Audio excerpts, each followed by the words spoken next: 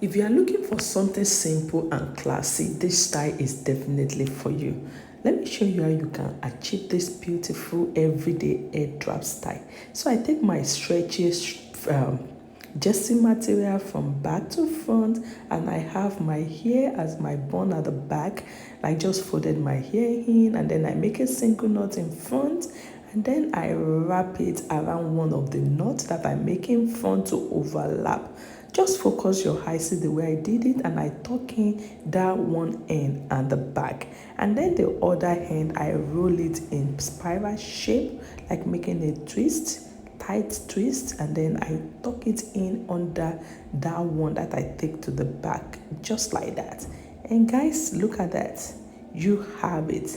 Very simple, and you have a very classic turban airdrop style that you can tie for your everyday look.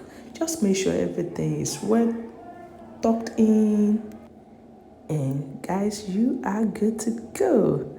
Yeah, make sure it frames your face the way you want it, and you are good for everyday look with this simple and unique airdrop style. I hope you enjoyed this tutorial. Don't forget to share with somebody. I love you all. I'll see you in my next